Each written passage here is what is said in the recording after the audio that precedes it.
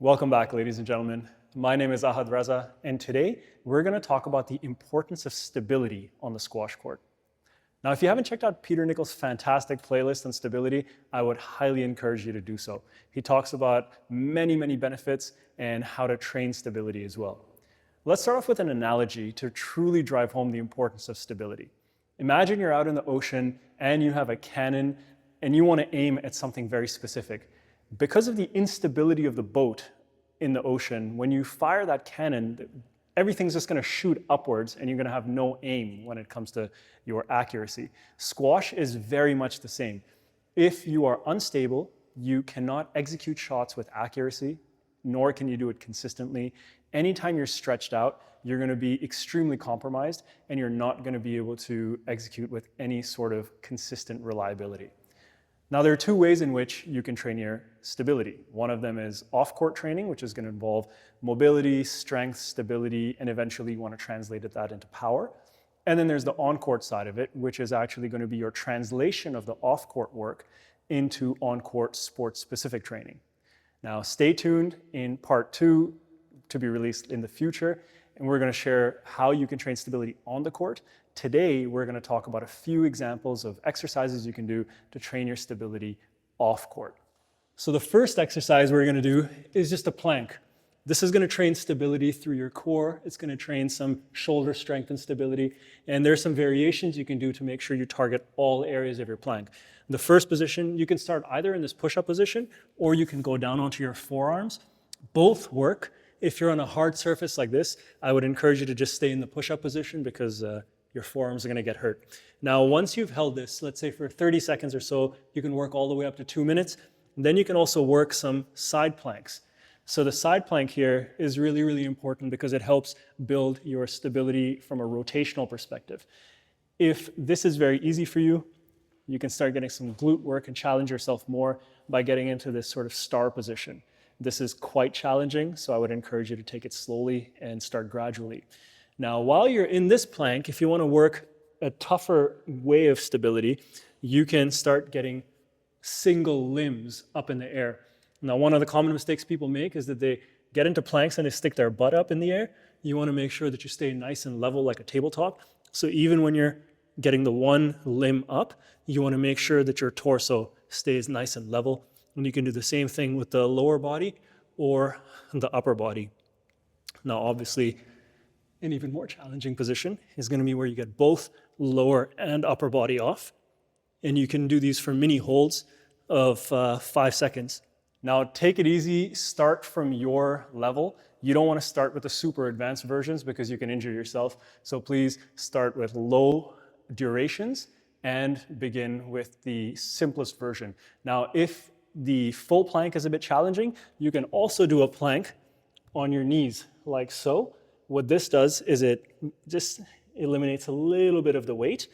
Again, don't do it on a hard surface because your knees are going to hurt. But this is another option. Just make sure that you're not dipping down too much and make sure that you're not bending at your waist. You got to keep a straight trunk when you do this exercise. Exercise 2, it's a lunge and a lunge variation. So number 1, when we're in the gym, we're often taught lunges and we do a lunge in this sort of shallow position. In squash, we hardly ever lunge like this. So when you're doing your lunge pulses, I would encourage you to extend your lunge so that you can really get comfortable in this deeper position because this is far more common to the positions we get into on the squash court. Now, one of the exercises you can do is start with just a hold. So exactly what I'm doing here, see how long you can hold this for. Get into this position, hold it for 20 seconds, 30 seconds, all the way up to maybe 60, 90, even 2 minutes if you really want. Once you're comfortable at, let's say, at least 60 seconds, you can start working these pulses. So this lunge pulse is really good because it simulates the in and out movement that we have to make on a squash court consistently. So isometric hold, lunge pulse, and then you can get into more dynamic lunges where you're actually recoiling the whole way. So let's say I'm in this lunge pulse over here. To make it really squash specific, I might think about a drop shot and then in and out. So this is going to be sort of step 2 after you get the isometric hold. And then after this, you could get into pulse and out, pulse and out. So this is really going to train that strength and that recoil that people often miss in squash. And if you don't have stability, you can't make that movement. The third exercise is all about absorption and balancing and being stable when you need to catch your body weight. So again, depending on your current skill levels, experience, strength, etc., what I would encourage you to start with is first, obviously, make sure you can do a squat and a lunge and all of that stuff without pain. Please speak to a medical professional if you need to before you do any of this. But the next piece is to learn how to absorb force. So what you can start with is a small hop and then learn to absorb from a small hop. When you can absorb with a small hop off of 2 feet and you can do multiple reps, 10, 12, 15 reps, no pain, comfort. You want to make sure you're not kind of caving in when you're falling. You want to make sure your knees aren't going too far down. You want to just make sure you absorb well. Then you can get into variations where you're doing single leg stuff. So when it comes to single leg, this is what it's going to look like. You can start with a really, really small hop and then absorb. Small hop, absorb. This is, again, training you to absorb and squash. Even though in the squash court we don't land in a single lunge from a vertical position or a single leg from a vertical position, we are often in this position. So this is another variation you can manage where you're just learning to absorb, decelerate, absorb, decelerate, and recoil. For the next sequence of exercises, you can choose a weight. You don't have to do it with a weight, again, depending on your previous training. This is a 15-pound kettlebell. You could do it with a dumbbell. It could be any weight, really. But what I'm going to show you are a couple of exercises to integrate your core with your movement. So the first exercise I'm going to show you is lateral movements with a core rotation.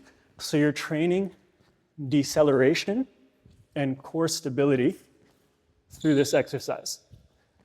So now you can do this for time, you can do it for reps. It's totally up to you. This is what it looks like. You're lunging and rotating.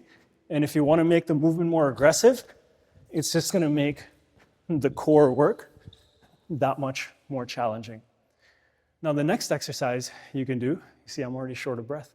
The next exercise you can do is a lunge with kind of this core rotation out. So the way this looks is the following. You're going to lunge forward.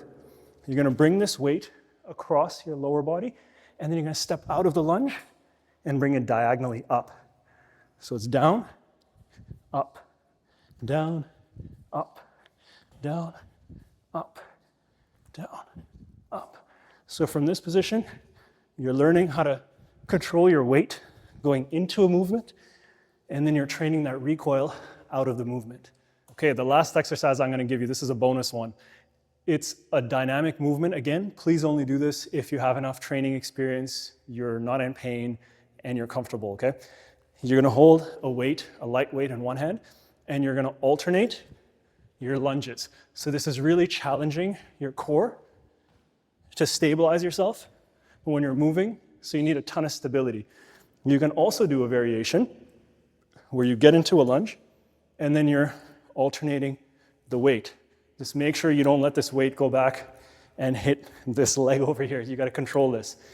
This is really cool because it's throwing weight side to side, and your core has to stabilize your body from tipping over and falling. So this, again, is one of my favorite exercises to complete.